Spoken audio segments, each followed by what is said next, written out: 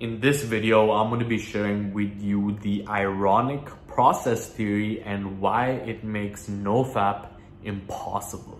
Okay, so in the 18th century, there was a Russian philosopher by the name of Fyodor Dostoevsky, and he said that give yourself this task of not thinking of a white bear, and you will see that the wretched creature just comes and you will find it impossible not to do so. Okay, so Daniel Werger, who is a modern day psychologist, he ran a bunch of studies on this, and he basically brought in two bunch of students, right?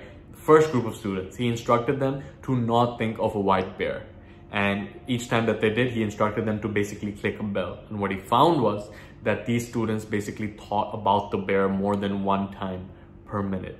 In the second part of the experiment, he told them that you should think of a white bear. And in this part of the experiment, they thought about the white bear more than one time per minute. Now, this was even more than the other group of students who were given the instruction to think of a white bear. So when these students were initially given the instructions not to think of a white bear, they had a rebound effect whereby they actually thought about the white bear even more the second time when they were asked to think about the white bear. So this is the same thing as the whole NoFap phenomenon, whereby you think you're gonna NoFap, right? But whatever you resist persists. And this is the essence of the ironic process theory, that whatever you try to suppress, whatever you try to repress, will tend to express itself, right?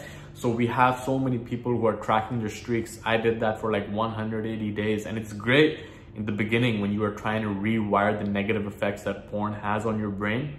But also understand that there was a separate set of experiments done on cigarette smokers. Okay, now these are all addictions to drugs. Porn is a drug, and anything that affects your brain chemistry is a drug. Okay, but how we actually think about these aspects and how they affect us are directly related. How we think about them will affect how they affect us, right?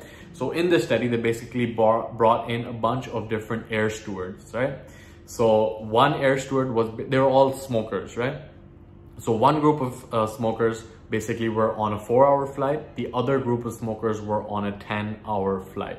Now we think that, okay, it's addiction. We have this craving for nicotine, and that craving is going to trigger each time, like it's going to trigger the same for every smoker, right? But hear this. So the flight attendants on the first flight that were on a 4-hour flight, they started experiencing cravings within like 30 minutes of landing, right? So they started experiencing cravings at like 3-hour 30 mark. Now the other flight attendants that were on the 10-hour flight, you would expect that they should also start craving this nicotine within 3 hours and 30 minutes. But the fact is that they didn't, all right? So the amount of time that the flight they were on did not affect their craving. What affected their craving was how close that they were to landing. Okay, think about that, man. Like how close they were to actually being able to smoke was what affected their craving, meaning that their expectation affected their craving, right?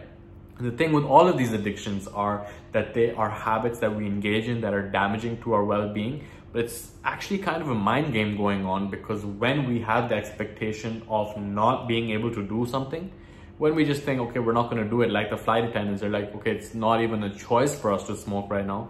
Therefore, they did not experience the cravings. Now, it's the same thing with NoFap, okay? If you look at both of these experiments, NoFap, the name itself, it's like you're trying to suppress it. Don't fap, don't fap, don't fap, right? You have this going through your head, you're tracking, you're really using your willpower. You're like, yo, I have to stop. I can't do this right now.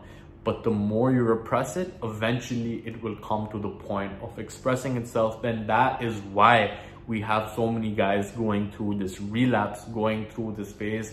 Phase is like a cycle, right? It's like NoFap, fap, NoFap, fap, NoFap, fap. And it's just a never ending cycle unless you go ahead and shift your focus, okay? If you focus on NoFap, then you are repressing it, you're resisting it, and whatever you resist ends up persisting, okay? Understand that your expectation around your addiction will affect how you actually behave according to it. So my recommendation is that you switch from this NoFap, from this trying to repress, trying to suppress, trying to use your willpower onto semen retention, which is why I have been creating so many videos on this topic, whereby it is just who you are. You are the type of person who does not spill his seed. rather than NoFap, I gotta stop, I can't relapse. Oh, like just there's so much resistance, right? And the more you try to resist it, like I said, the more it will persist. And this is the essence of the ironic process theory. So just something for you to think about, like just the way that you are going about it in your own head will affect the way that it affects you. So if you can just switch over and change your focus from NoFap into changing your focus into becoming the type of person who does not waste his energy, becoming the type of person who is a practitioner of semen retention, who just doesn't even have the urge of going through it. Now, of course, it's easier said than done. There will be a period for you to go through in order to really like rewire your brain, because your brain does get affected by pornography, and the more that you engage in this habit, the more likely you will be to experience a craving for it. But again, you want to shine the light of your awareness on this study done on smokers who, you know, they didn't even have a choice. Basically, the ones who were on the 10-hour flight didn't even have a choice that they were going to smoke, and what affected their craving for nicotine was actually determined by how much time they had left in their flight. So not the entirety of the flight, but how much time that they had left in the flight. Okay, so just something for you to think about. The more that you resist something, the more it will persist.